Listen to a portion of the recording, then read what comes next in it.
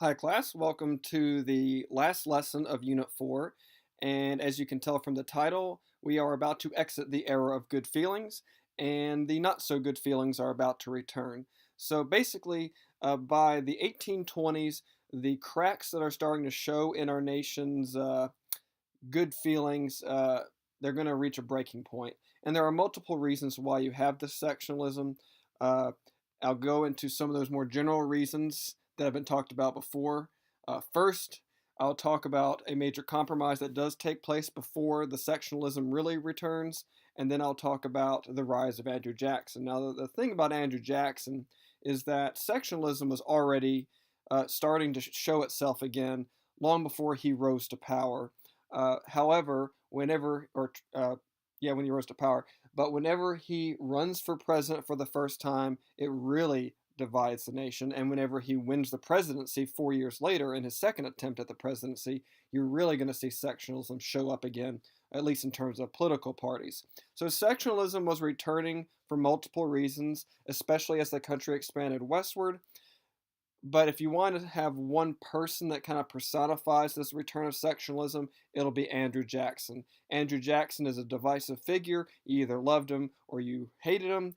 And he is such a divisive figure that the political parties are going to split back up. You're going to see the Democratic Republican Party split into two main groups, and you have a two-party system arise. Uh, again, kind of around the issue of do you support Jackson or do you not support Jackson? And you'll have your Democrats and your Whigs. So again, sectionalism will be returning for multiple reasons, and then it really shows up very clearly with the rise of Andrew Jackson. Here you see a picture of James Monroe again, and you see the word misnomer. Misnomer means something that's been misnamed, and to an extent, the era of good feelings is a misnomer because even during this era of good feelings, there were signs of sectionalism that arose. Now, I told you that sectionalism never went away, that it was more kind of swept under the rug.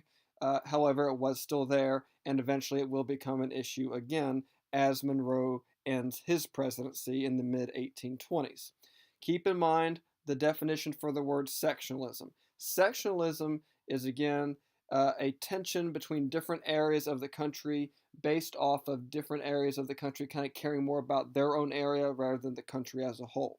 So the northern states are going to have their interests, which aren't exactly shared nationwide. The South is going to have their interest, the southern states will, which isn't exactly shared nationwide. And as far as the West goes, the West honestly is starting to align more and more with the North, especially because they are connected by things like internal improvements.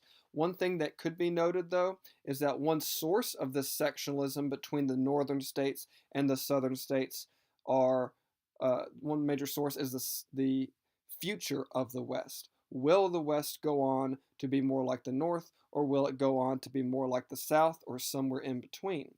Now, after the proposals of the American system, you could already see that the West is starting to align more with the North, and that trend will continue, and the South won't like that very much. So again, sectionalism is a loyalty to a certain region of the country rather than the country as a whole. You see a lot of sectionalism between the northern states and the southern states, and ultimately a lot of the sectionalism, again, is based over the issue of the future of the West. Remember, the Louisiana Territory is starting to get settled during this point. The question between the North and the South is, which region will it reflect? Will the West be more like the North, or will the West be more like the South? So let's go through the three major issues that cause sectionalism at this point. And these are things that have already been talked about in previous lectures, but now, again, I'll talk more about how they create sectionalism and how they aren't being overshadowed by this nationalism of the era of good feelings anymore.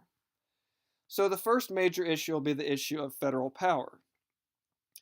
And if you remember from previous lectures, the northern part of the country tended to believe in stronger federal government. They tended to believe in weaker state governments. They thought that more power should lie with the federal government than with state governments.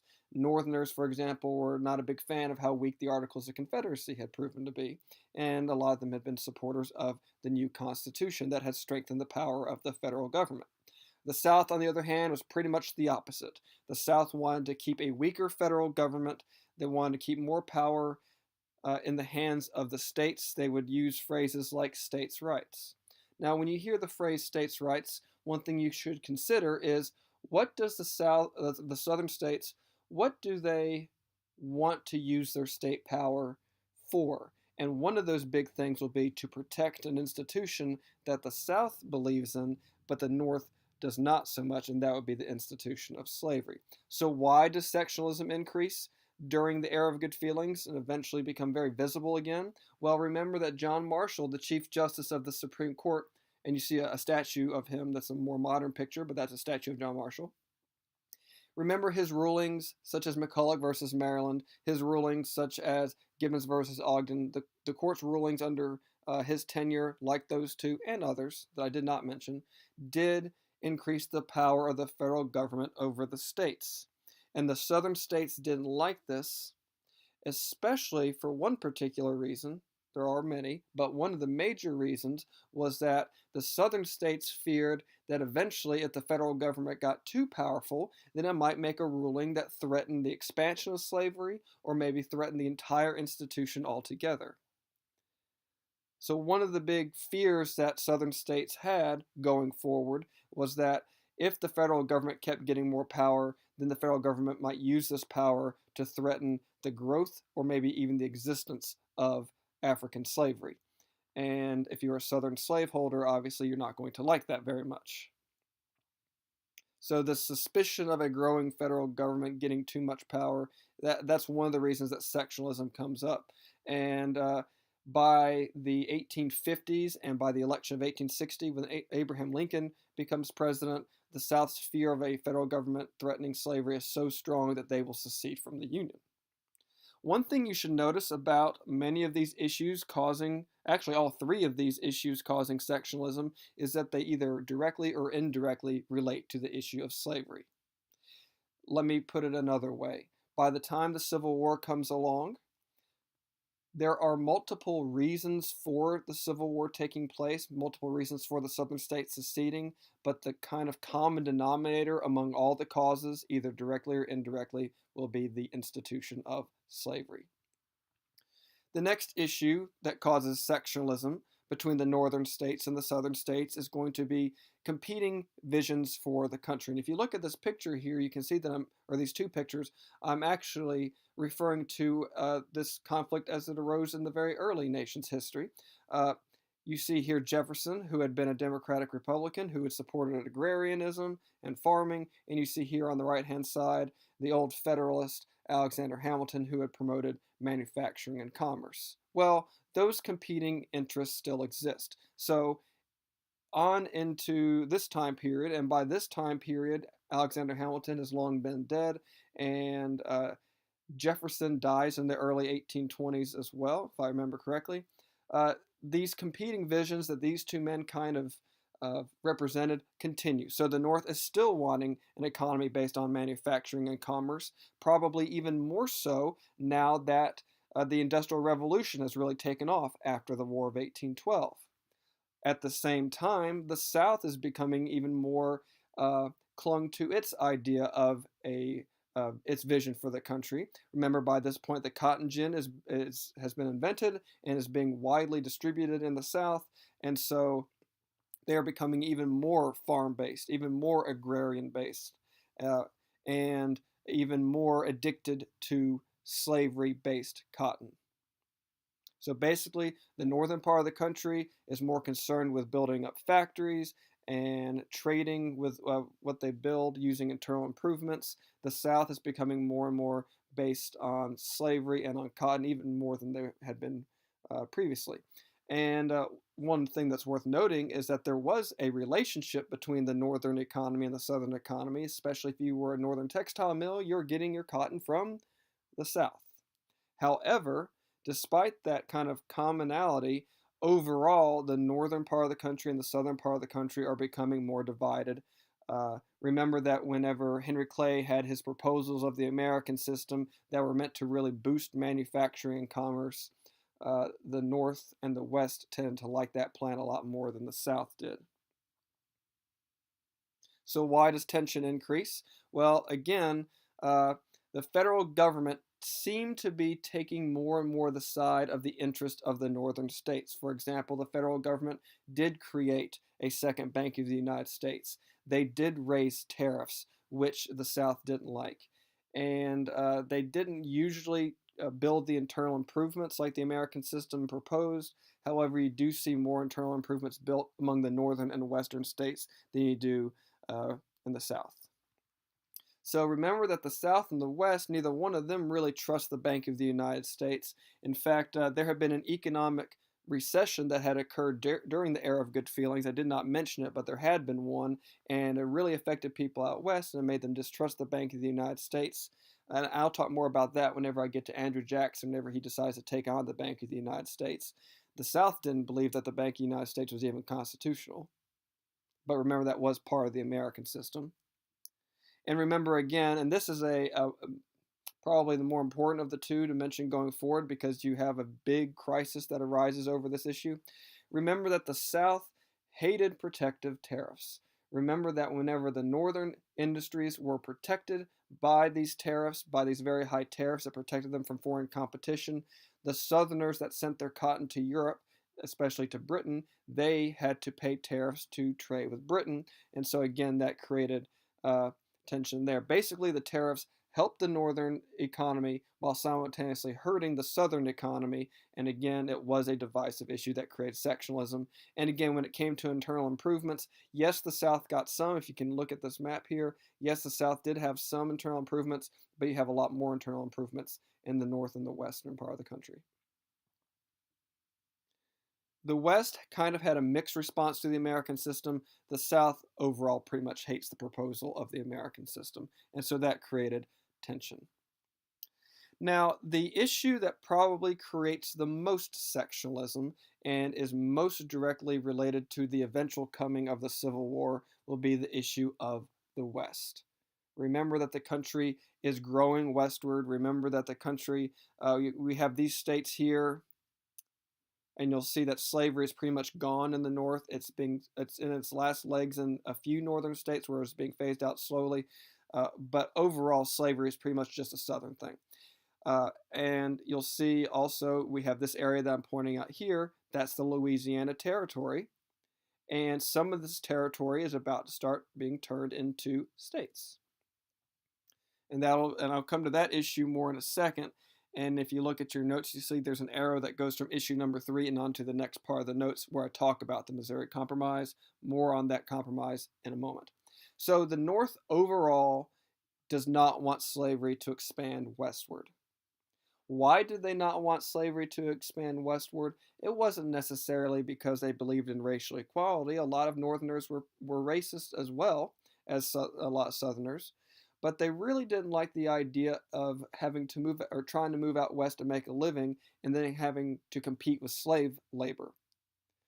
So a lot of people that didn't want slavery to expand westward didn't want it to expand more because they didn't want to compete with slaves for jobs because slaves are obviously cheaper labor.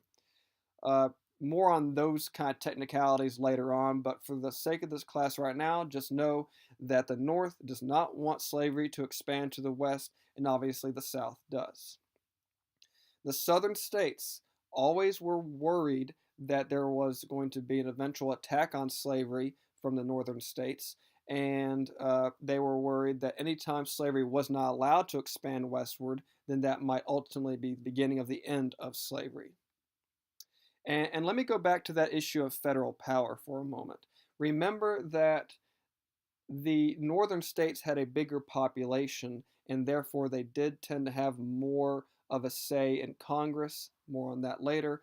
But basically, there was this fear among southern states that because the North had so many more people, that the federal government was ultimately going to take the side of the North and maybe attack slavery. So more on that in a little bit. But again, simply put, whenever it comes to the expansion of slavery to the West, the northern states don't want slavery to expand, the southern states do. So again, the North and the South are going to be in a hot disagreement over the future of slavery in the United States. It's going to take the Missouri Compromise to figure out the future of slavery in the Louisiana Territory, which I'm circling right now with the mouse.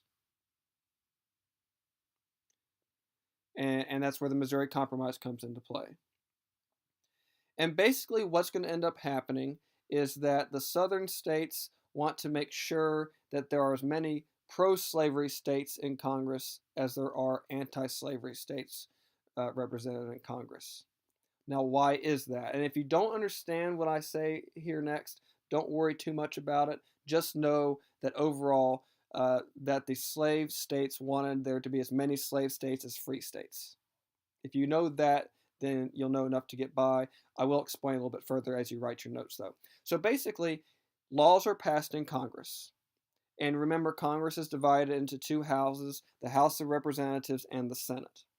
Well, the northern states are always going to get whatever law they want or bill they want passed through the House of Representatives because the House of Representatives is based off of population, and the northern part of the country had by far the most population. However, in the Senate, it didn't matter how big or small your state was. Everyone got the same amount of representatives. Everyone got two representatives per state. So basically, if you are a slave state, you know that the laws you want aren't going to make it in the House of Representatives, but they can always be blocked if the bill goes to the Senate, so long as you have as many states that are pro-slave as you do that are anti-slavery. Remember that for a law to pass through Congress and then go to the president's desk, it has to go through both the House of Representatives and the Senate. So long as the slave states have the same number of states in the Senate as the free ones, then they can block any potential anti-slavery law that could be a threat to slavery. So again, if you did not understand that explanation, don't worry too much about it. Just know that, long story short, there was an effort made to keep the number of free states and slave states equal because that would create a kind of canceling out balance of power in the Congress, especially in the Senate. So again, there's this effort to keep free states and slave states equal.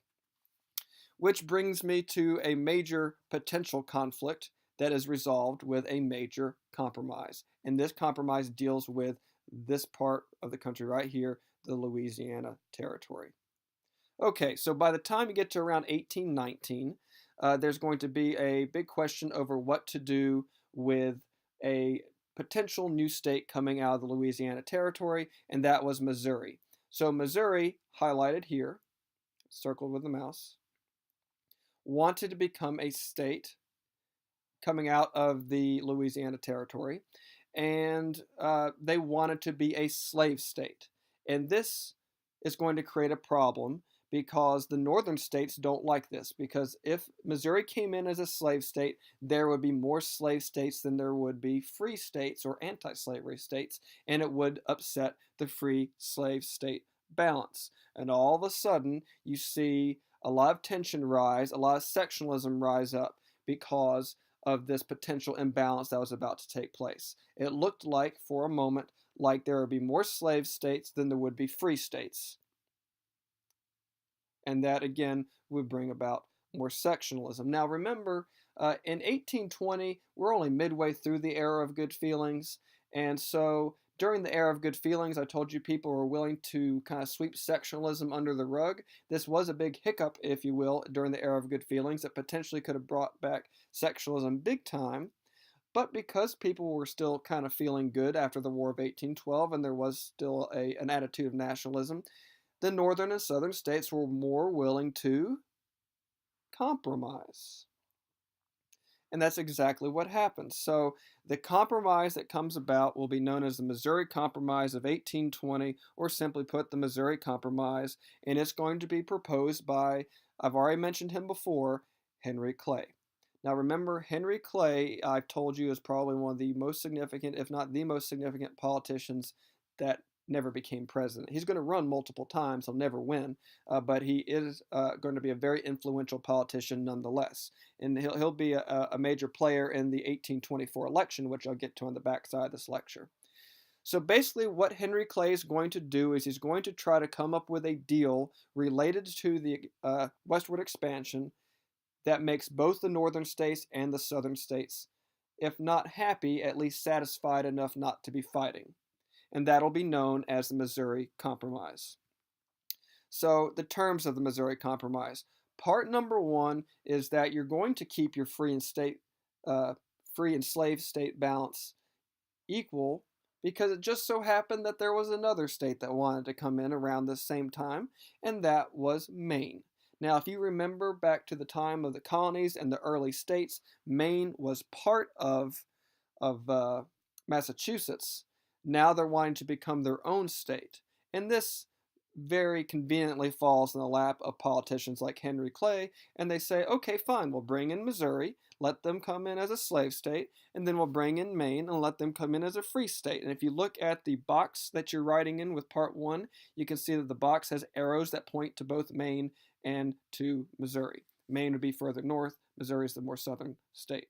So what's the positive effect of this is that you don't have that imbalance between free states and slave states. Neither side is thrilled with keeping things equal, but neither side is willing to fight a civil war over it either, and so that is going to keep the peace. In fact, the Missouri Compromise is going to, for the next 30 years or so, maintain, and actually more than 30 years, is going to kind of maintain an uneasy peace over slavery in the West. I'll talk about that more later on. It's actually a little bit less than 30 years, but you get the point. It does kind of cool the heads between the pro-slavery people and anti-slavery people at the time. And by the way, there wasn't really that strong of an anti-slavery feeling in the North at this point, largely because it was out of sight, out of mind for a lot of Northerners. I'll talk about the rise of abolitionism later. The next question that Henry Clay decided to answer with the Missouri Compromise was what to do with the rest of the Louisiana Territory. He said, let's not have this fight every single time that a new state wants to come in from the Louisiana Territory. Let's go ahead and decide what to do with the rest of the Louisiana Territory. And so a line is going to be created, and you can see it shown here on the map. It's going to basically go along the southern border of Missouri, and with Missouri being the exception, no slavery will be allowed above this line. Any state that comes in after this compromise that's above this line will be free. Any states that come in below the line after this compromise will be slave. So again, future states above the line would be free, future states below the line would become slave states, and then potentially that solves the issue of slavery in the United States.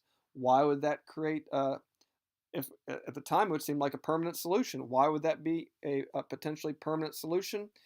Well, remember that we did not have, as a nation, any more land really beyond the Louisiana Territory. So, for the time being, the issue of slavery in the West is settled, and that is going to ease tension. Now, you might want to ask yourself, when will that tension return? Because right now, the northern states and southern states have agreed on where slavery will and will not be in the entire territory of the United States. So when will they start fighting over slavery in the West again? The answer to that question will be the next time that we acquire more land. And we are not done acquiring land. We're about to enter a period of aggressive westward expansion that is associated with the phrase manifest destiny. I'll talk more about that shortly. But basically, what ends up happening is at this point, slavery, the issue of slavery, has been, if you will, solved in terms of slavery in the West. So again, if you look at the map here, you see Missouri becomes a slave state, Maine becomes a free state, then you have this 3630 line that covers everything else in the Louisiana Territory. All this land here will become free states, all this land below here will become slave states, and that's it. Well, eventually there will be more land acquired. Eventually the United States is going to grab Texas down here. More on that later. Eventually the United States is going to go to war with Mexico, and that's really going to bring up the issue of slavery in the West again, because basically the United States is going to take this whole part away from Mexico. That'll be known as the Mexican Cession. When that happens in 1848, yet again the issue of slavery in the West will come up. Why is it not an issue now? Well, because this is not part of the United States yet. So the Missouri Compromise works so long as this is the only part of the country that we own. Eventually we're going to start moving westward. I'll talk about Oregon. I'll talk about taking land from Mexico, taking Texas later on. So eventually, the slavery in the West issue will come back, but not right now. All right, on to the next election. This is going to be the election that ends or is the beginning of the end of political unity. And there will be actually four major candidates. I'm only going to talk about three of them. The first one will be Andrew Jackson. So, Andrew Jackson, by this point, I believe he had retired as general. He was a hero from the War of 1812 because of the Battle of New Orleans. He was a hero for helping the United States acquire Florida, which would become a state, I think, pretty soon after this. I can't remember the exact day, but Florida was a territory of ours by this point. And so he is a war hero. He was known for being tough. He was nicknamed Old Hickory because hickory is a tough type of wood, and he was a very tough guy. One thing to note about Andrew Jackson is that the average common type people loved him. He was rough, he was tough, he was unconventional. He was not one of these people that had been born with a silver spoon in his mouth. He had risen from basically being an orphan from age 13 and through sheer force of will had become a major hero in the country. The common people loved him. The next candidate is going to be John Quincy Adams, who was the son of John Adams, and here he is pictured at the bottom right. And John Quincy Adams, he's going to be a lot more popular among Northerners. He's going to be a lot more popular among kind of elite members of society. He's not going to be popular among Southerners. I mean, he was from the northern part of the country. He did not have the best of personalities. He didn't exactly get along with common people very well. He kind of came off as very cold to a lot of people. And your last candidate, and again, this is a portrait, not a photograph. You've seen both a portrait and a photograph, but that is Henry Clay. So Henry Clay was a very well-known politician at this point. He had come up with the Missouri Compromise to deal with slavery in the West. He had developed the American system, which was popular among Northerners and Westerners, although not really Southerners. So of all and by the way, there was a fourth candidate. There was the governor of Georgia ran, but he is not really going to end up being a major player in this election. He has a stroke during the election that really kind of makes him unable to keep campaigning really effectively. But in the end, you have four candidates. These are the three main ones that you need to know. And if there's anyone that could become president based off of personality alone, it's going to be Andrew Jackson. Very tough, but also very charismatic.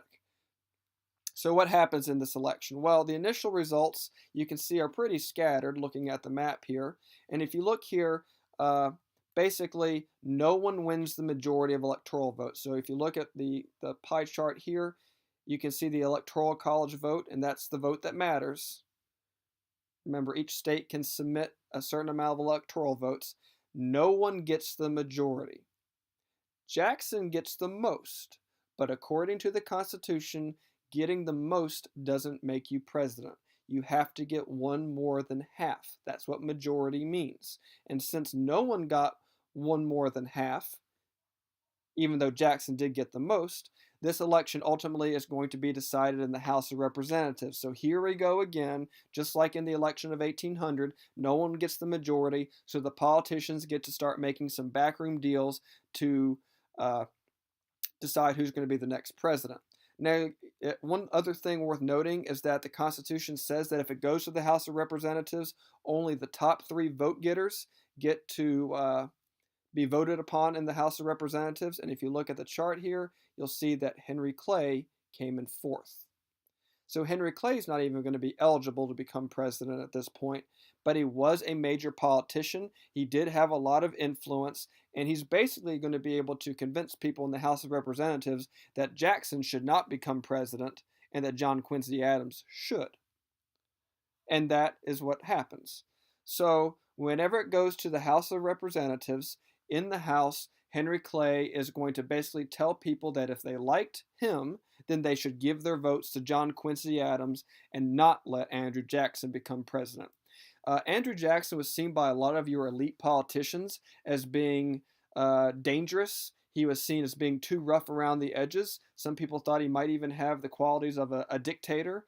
He was very tough and very strong, and to some people he was so rough around the edges that they said that he was basically a backwoods redneck.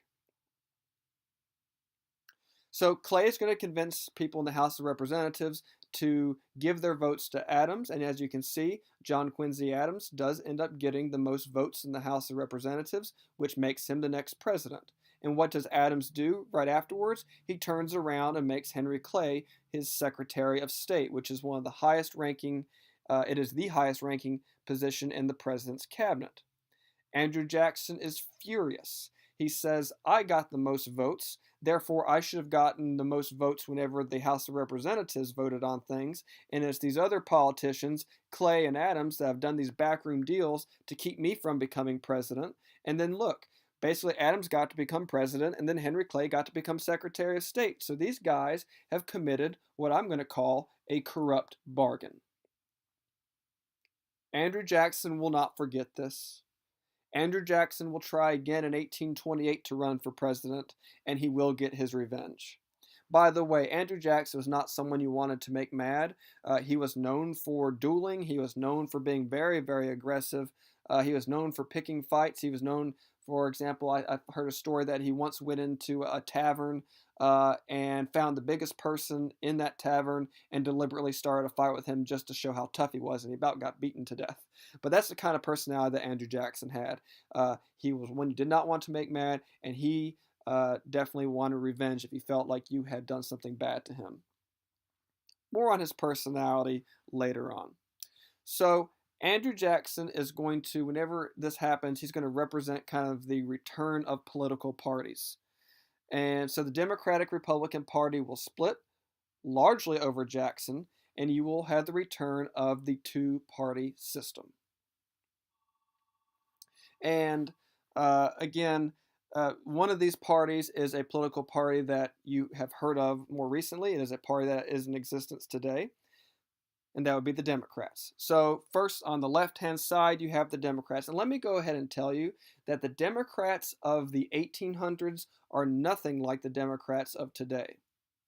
The Republicans of the 1800s are largely not like the Republicans of today. So the political parties have shifted a lot since their creation, but here you do have the Democratic Party, and at this point, the Democrats are going to be supporting Andrew Jackson. Their supporters tended to be from the South and the West, and when it came to government power, they pretty much were like your old school Democratic Republicans. They wanted a weak federal government and they wanted strong state governments. Now, this next part, I don't mean to confuse you, so ignore what I say if it confuses you. But basically, one example of how the parties are different now is that today the Democratic Party believes in a stronger federal government and weak states. That's one of the things that has flipped. But for the 1800s, the Democrats believe in a weak federal government. They want to have stronger states. They believe more in states' rights. They tend to be more in favor of slavery, though not entirely. The other political party that forms that's going to be in favor of people like Henry Clay and John Quincy Adams will be the Whig Party. So they'll support people like Clay. They'll support people like Adams. They tend to be people from the North, and they tend to believe in a stronger federal government. For example, they'd want the federal government to be committed to internal improvements, building interstate highway systems, things like that, or transcontinental railroads. They do believe in having stronger federal government and weaker states. Now, to be honest, when it comes to the West, some of the Westerners would like the Whigs if they really were into internal improvements, but for the sake of being simple, we'll just say that the North is the party of the Whigs and that the Democrats get more allegiance from the South and the West, or really from the South. If trying to keep up with what the West feels politically is confusing you, don't worry about that so much. That's not a huge deal in this class. How the South and the North compete over the future of the West, that is a big deal. Okay, so there's going to be a major development that happens during the 1820s between the first time that Andrew Jackson runs for president and the second time that Andrew Jackson runs for president, and that is going to be what we'll call universal white male suffrage. So during the 1820s, a lot of states, remember I told you that initially to vote you had to be white and you had to be male and you had to own a certain amount of property, and usually it was a significant amount of property. You had to be wealthy. Well, during the 1820s, a lot of states started to drop the property requirement to vote. The main reason that I can find for that is that a lot of states wanted to draw more people into their states. They wanted to up their state population, and one way to get someone to move to your state is to tell them that they don't have to be rich to vote. But regardless of the reason, what you do need to know is that between the first time that Andrew Jackson runs for president and the second time that Andrew Jackson runs for president, so in other words, the time between the election of 1824 and 1828, you will see the growth of what's known as universal white male suffrage. Now remember, suffrage means voting or being able to vote, and now you can be poor, white, and male and vote. So before this time period, you pretty much had to be rich, and you had to be white, and you had to be male. At this point, after the 1820s, you don't really have to be rich anymore. Do you still have to be white? Do you still have to be male? Yes. So what ends up happening is all of a sudden your more average white male Americans can vote for the first time, and this means that the so-called common man can have more influence in elections. In fact, during this time period that we're getting ready to go into, sometimes it's called the Jacksonian period, sometimes it's called the era of the common man. This is a time when the elite members of society are starting to lose their influence over the country, and your more common, average, even poor white male Americans have more influence. And who do they like more than anybody else? One of their own, Andrew Jackson. Andrew Jackson, again, had been orphaned from age 13. He had grown up very poor. The elite members of society considered him almost like a redneck or a very common, very rural type person. He was very sharp, he was very strong willed, but in the end, he was not seen as a member of the elite American ruling class, if you will. He was not seen as a Thomas Jefferson. He was not seen as a John Adams. He was not seen as a George Washington. He was seen as, if you will, a common man. And the common men loved Andrew Jackson. He had very wide appeal to them. And he was very charismatic, unless you got on his bad side. But again, a lot of your more average Americans loved Andrew Jackson. If you look at the two maps here, you can see a comparison.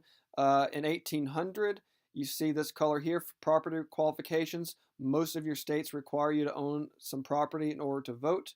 But then you look by the end of the 1820s, by 1830, and very few states require you to own property in order to vote.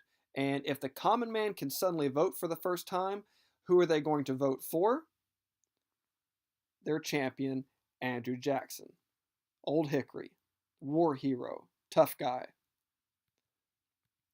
So in 1828, the Democrats are going to run Andrew Jackson. Now, technically, they didn't call themselves Democrats yet. The Whigs didn't technically call themselves Whigs yet, I don't believe. But for the sake of this class, we'll go ahead and go with the names they ultimately settled on. And the Democrats are going to support Andrew Jackson. The Whigs are going to support John Quincy Adams. And that's going to be the main two candidates. And in this election, you will see it get pretty dirty. This is a pretty nasty election. Now, remember that Andrew Jackson very much appeals to the common man. Keep in mind this notion of universal white male suffrage. In other words, all white males are eligible to vote, even if they're poor and don't own much property. And Andrew Jackson very much appealed to the common man because he himself had some very humble origins.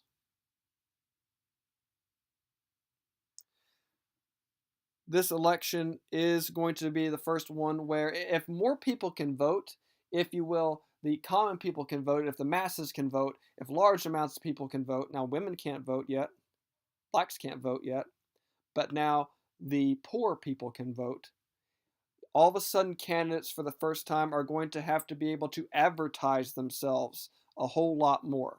People like George Washington didn't really have to run for president because his reputation and his resume spoke for itself. After the 1820s, candidates are going to have to very actively campaign for votes from the common man. This is where you're going to have to start going around and shaking people's hands, kissing babies, convincing the voters that you're not some elite member of society, but that you're actually a lot like they are. For example, a lot of times people don't like politicians that come off as being super rich these days because oftentimes the common Americans aren't super rich. Uh, there are exceptions to that, but overall, people vote for candidates they feel like they can relate to. And most Americans would be considered common or average, and so candidates had to appeal to the common average voters. John Quincy Adams came off as cold, he came off as an aristocrat, he came off as elite. Andrew Jackson, even though Jackson was actually pretty wealthy by this point, Andrew Jackson definitely came off as a very, very much a man of the people. He came off as a common person. He came off as someone that had humble origins, which he did. And so he's going to win over a lot of votes with his charisma and the fact that he had humble origins. This is going to be a campaign where there's a lot of mudslinging. You're going to see a lot of name calling happening. You're going to see, for example, here on the right hand side, you can see how the people that were in favor of Adams try to point out the fact that a lot of people had died as a result of Andrew Jackson. For example, people had died in Florida probably because Jackson had done things he shouldn't have done. After the Battle of New Orleans, Andrew Jackson had actually taken over the city basically like a short-term military dictator for a while and killed some people that tried to leave. He was known for dueling and had killed people in duels. And so he didn't kill probably as many people as is shown here in this picture by these coffins, but Jackson was known to have killed some people. Probably the nastiest of the mudslinging, though, that happened was the people for Adams that went after Andrew Jackson's wife, Rachel Jackson. Now, Rachel Jackson, this is a side story, but it's worth noting. Rachel Jackson, Andrew Jackson's wife, had technically been married to someone else whenever Andrew Jackson married her. However, the man that she had been married to previously had abandoned her. I think that they hadn't even seen each other in multiple years. But in that day, the divorce laws were totally in favor of the men. And so basically, Rachel Jackson had no choice but to technically stay married even though her husband had abandoned her.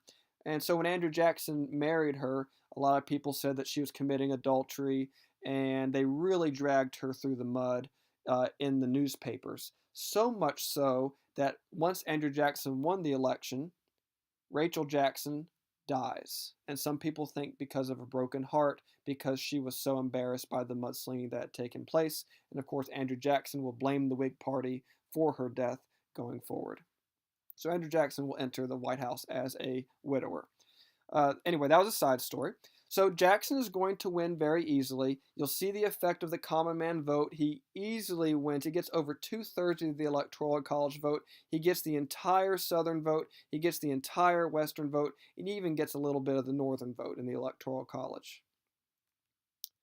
And so by this point, though, sectionalism has returned to politics. The northern part of the country overall does not like Andrew Jackson. The southern and western part of the country does.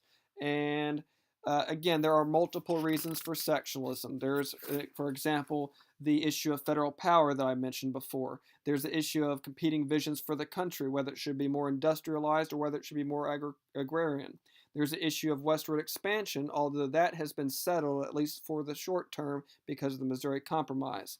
But now you also see sectionalism even in politics, largely over the rise of Andrew Jackson. So when Andrew Jackson becomes president, this will help usher in the so-called era of the common man. All of a sudden, people that aren't rich elite members of society can vote, and they can vote for people like Andrew Jackson. And so Andrew Jackson, whenever he becomes president, sometimes people will refer to this as the Jacksonian era. Sometimes they refer to it as the era of the common man, and it's pretty much the same thing. Because Jackson kind of embodied this common man because he himself had come from such common or average, or even you could say poor origins. Real quickly, I'll talk about this picture and then I'll be done. But this is a picture from the party that was held at the White House after Andrew Jackson was inaugurated. And what ends up happening almost literally is that in Washington, D.C., the elite members of society that were used to having more elite people become president all of a sudden have what they see as this backwoods redneck president that has just become the new chief executive, the new president. And almost literally out of the woods from surrounding DC, you see all these common people, like you see in this picture here, uh, go to the inaugural party, or actually go to the inauguration, and then they go to the inaugural party at the White House. And back then, security was different. And they literally have basically a big drunk kegger on the White House lawn. It gets very rough. People actually had to remove Andrew Jackson because it got so rowdy. Basically, a bunch of drunk, very backwoods type people hanging out at the White House. But why do I mention that?